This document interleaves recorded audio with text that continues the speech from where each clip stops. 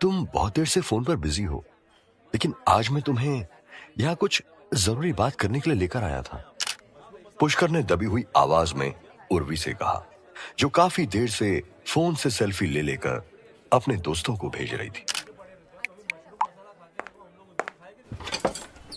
अरे तो बोलो ना, मुझे कान से सुनना है, आंखों से थोड़ी ना। उर्वी ने फिर से कॉफी मग के साथ सेल्फी लेते हुए कहा, जो कि अभी अभी वेटर ने उसके सामने लाकर रखा था, जिसमें ब्रेकफास्ट के लिए कुछ प्लेट्स भी थी। आज वैलेंटाइन डे है और आज के दिन कोई लड़का किसी लड़की को किस लिए बाहर डेट पर लेकर आता है? तुम ये भी नहीं समझती हो क्या? पुष्कर ने फिर से उर्वी का ध्यान अपनी ओर खींचने के लिए कहा। पुष्कर बड़ी उम्मीदों से उर्वी को आज उसके मनपसंद नॉर्थ कॉम्प्लेक्स के हडसन लेन कॉम्प्लेक्स में लेकर आया था। उसके हाथ में गुलाब का फूल था और वो आज उर्वी से अपने दिल की बात कहना चाहता था, लेकिन उर्वी थी कि उसे अपने फोटोज खींचने और फिर फिल्टर लाकर सोशल मीडिया पर अपलोड करने से फुर्सत ही नहीं थी। उर्वी, मैं तुमसे अपने दिल की बात कहना चाहता हूं और वो ऐसे तो नहीं की जा सकती ना। पुष्कर ने फिर से झिझकते हुए उर्वी से कहा, मैं तुम्हारे दिल की बात पहले भी सुन चुकी हूँ और तुम्हें बता भी चुकी हूँ कि मुझे तुम्हारी इन फालतू बातों में कोई इंटरेस्ट नहीं है। रही बात यहाँ तुम्हारे साथ आने की, तो मेरा मन था घूमने का, तो मैं आ गई। That's it. अब इसमें इतना बात का पतंगा बनाने की क्या जरूरत है? उर्वी ने फिर से इतराते हुए पुष्कर से कहा, लेकिन मैं तुमसे प्यार करता हूँ उर्वी, और मैं तुम्हारे लिए कितना इमोशनल हूँ ये तुम अच्छी तरह जानती हो। Please try to understand my feelings. Pushkar ने उर्वी से कहा, यार पुष्कर, तुम तो चेपी हुए जा रहे हो। अरे मैं तुम्हें समझा तो चुकी हूं ना, मेरे दिल में तुम्हारे लिए कोई फीलिंग्स नहीं है, फिर क्यों बार बार तोते की तरह एक ही बात की रट लगाए जा रहे हो? यही प्रॉब्लम है तो मिडिल क्लास लड़कों की। जरा सा कोई लड़की ढंग से बात किया कर ले, बस हो जाता है तुम्हारा आई लव यू शुरू। हाँ।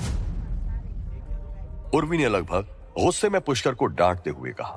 पुष्कर ने नजरें बचाते हुए अपने आसपास बैठे हुए लोगों को देखा, जिनमें से कई उसकी ओर ही देख रहे थे। ठीक है, लेकिन इसमें ये मिडिल क्लास की बात कहां से आ गई? और पहले तो तुम मुझसे अभी तक पुष्कर की बात पूरी भी नहीं हुई थी। कितने में ही उर्वी ने उसे हाथ दिखाते हुए रोक दिया और कहा, क्यों बात नहीं है मिडिल क्लास की? मैं जब से तुम्हें जानती हूं तब से तुम बस में या मेट्रो में धक्के खाते हो। अरे सोचो, अगर मैं तुमसे दोस्ती करूंगी तो मैं भी ऐसे ही ट्रैवल करूंगी। तुम्हें पता है मेरी सैंडल 4500 की है, इतने में तो तुम्हारे सारे कपड़े आ जाएंगे। वो क्या कहते हैं, इंसान को अपनी औकात के हिसाब से पैर फैलाने चाहिए, something like that. Hope you got it now. तुम मेरी बेइज्जती कर रही हो उर्वी। पुष्कर की आंखों में पानी आ चुका था, लेकिन किसी तरह पुष्कर ने अपने आंसुओं को पलकों पर रोक रखा था। लेकिन उर्वी का गुस्सा कम नहीं हो रहा था। उसने तपाक से कहा, बेइज्जती नहीं, तुम्हें सच्चाई बता रही हूं। मैं तुमसे बात कर लेती हूं, इतनी खुशी बहुत है तुम्हारे लिए। उर्वी आगे भी कुछ कहना चाहती थी, लेकिन तभी उसके फोन पर किसी का मैसेज आया और वो उस मैसेज का रिप्लाई देने में बिजी हो गई। और तभी पुष्कर को भी मौका मिल गया कि वो गर्दन नीचे झुकाकर अपनी आंखों में आए हुए आंसुओं को पोंछ सके और छिपी हुई नजरों से आसपास मौजूद उन सभी लड़के और लड़कियों को देख सके जो इस समय उसे देखकर हंस रहे थे और कुछ उस पर तरस खा रहे थे। पुष्कर ने अपने हाथ में लिया हुआ गुलाब का लाल फूल वापस से अपनी जेब में रख लिया और फिर से नजर उठाकर उर्वी की ओर देखने की कोशिश की, मगर उसकी हिम्मत नहीं हो रही थी, ना तो उर्वी की ओर देखने की और ना ही वहां से उठने की।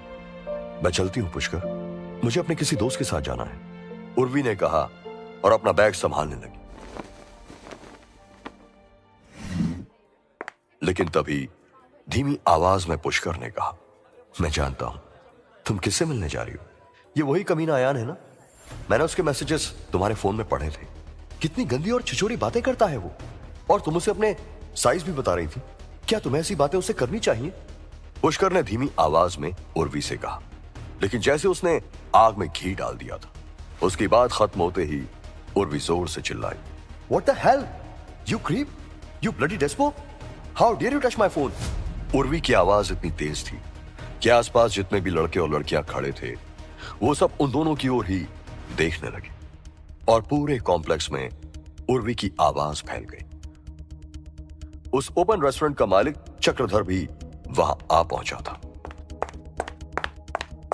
देखिए, आप दोनों को लड़ाई करनी है तो प्लीज यहां से चले जाइए, यहां तमाशा मत बनाइए, मेरे बाकी कस्टमर्स को प्रॉब्लम हो रही है।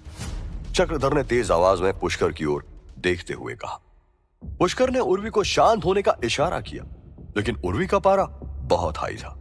उसने अचानक ही सामने रखी हुई प्लेट्स और वैलेंटाइन डे के डेकोरेशन के लिए रखा गया फ्लावर पॉट उठाया और जमीन पर पटक दिया।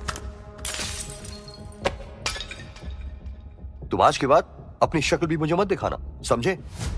उर्वी ने चिल्लाते हुए कहा और चल पड़ी। पुष्कर भी उर्वी के पीछे पीछे चलते हुए चिल्लाया, उर्वी रुक जाओ, तुम मुझे गलत समझ रही हो। पुष्कर दौड़ते हुए उर्वी के पीछे जाने के लिए आगे बढ़ा ही था कि तभी चक्रधर ने उसका हाथ पकड़कर खींच लिया और चिल्लाते हुए कहा, अरे तू कहां जा रहा है बे? ये जो सामान टूटा है उसका पैसा तेरा बाप देगा।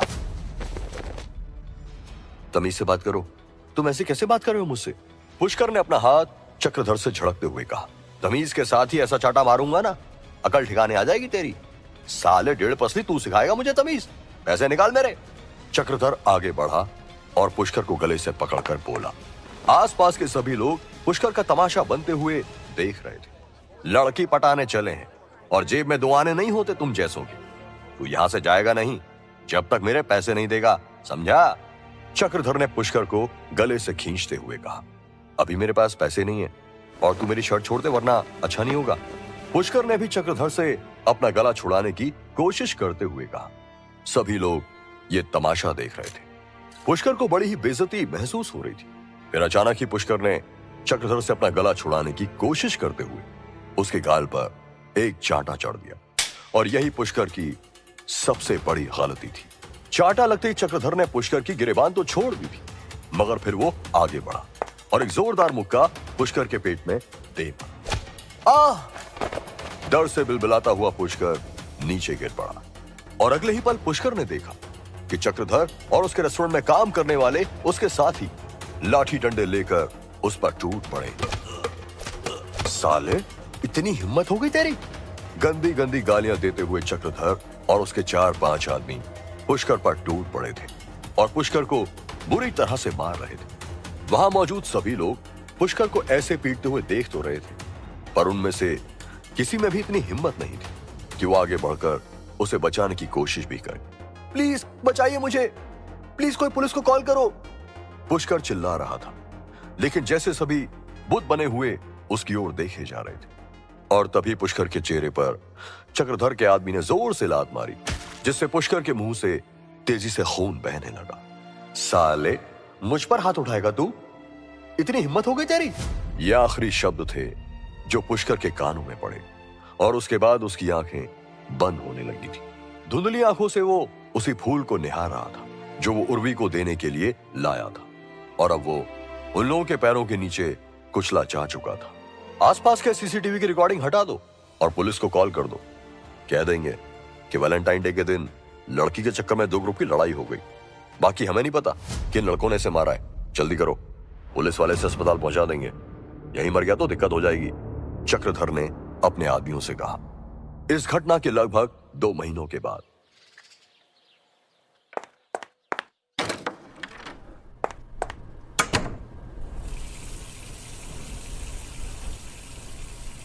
हे महादेव, ये क्या है? मेरा पूरा शरीर लाल क्यों होता जा रहा है? ओह नहीं नहीं, क्या मैं जल रहा हूं?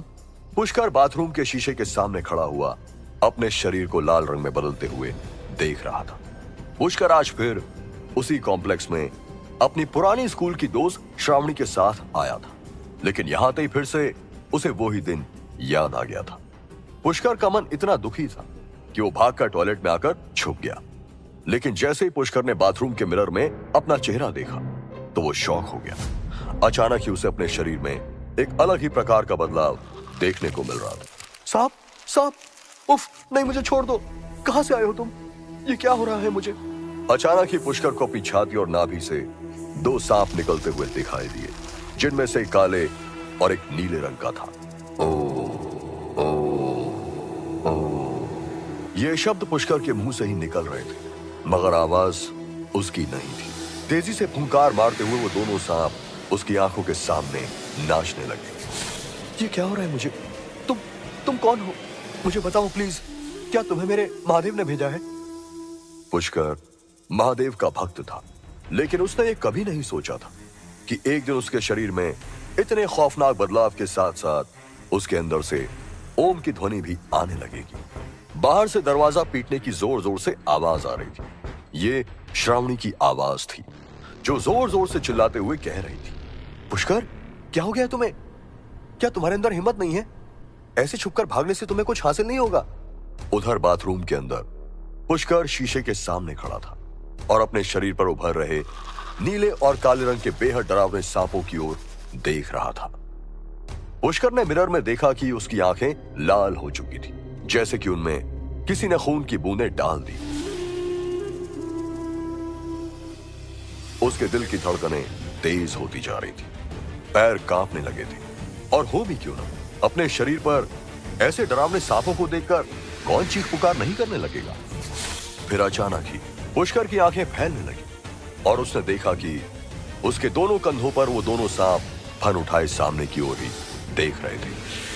पुष्कर सामने के मिरर में उन सांपों को अपनी ओर देखते हुए देखकर बुरी तरह से डर रहा था। पुष्कर, तुम बाहर आते हो या मैं सिक्योरिटी को बुलाकर इस गेट को तोड़वा दूं? आज पूरे 2 महीने बाद तुम अपने पैरों पर खड़े हो पाए हो। कॉलेज के एग्जाम कुछ ही दिन में 60 होने वाले हैं।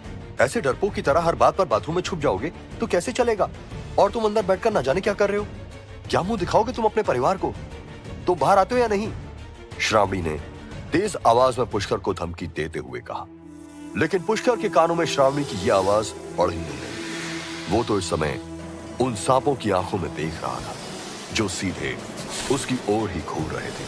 अचानक ही पुष्कर ने उनमें से काले सांप की आंख में घूरा और पुष्कर के सामने का नजारा ही बदल गया।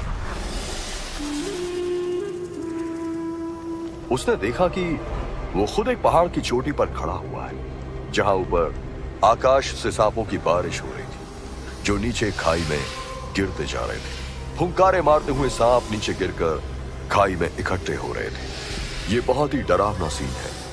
पुष्कर की सांसें फूल रही थी। वो वहां से हटना चाहता था, लेकिन तभी उसने ध्यान दिया कि उसके पैरों के नीचे की चट्टान धीरे धीरे जमीन में धंस रही है और वो खाई की ओर बढ़ रहा है। नहीं नहीं, मुझे बचाओ, बचाओ मुझे, ये क्या हो रहा है? रोको इस चट्टान को। लेकिन चट्टान नीचे धंसती ही जा रही थी और पुष्कर और सांपों के बीच की दूरी खत्म होती जा रही थी। पुष्कर कहाँ है और उसके साथ क्या हो रहा है? वो काले सांप कहां से आए थे? 2 महीने तक पुष्कर हॉस्पिटल में क्यों था? क्या उर्वी पुष्कर की जिंदगी से हमेशा के लिए चली गई है? जानने के लिए सुनते रहिए ये एक्साइटिंग कहानी सिर्फ पॉकेट FM पर।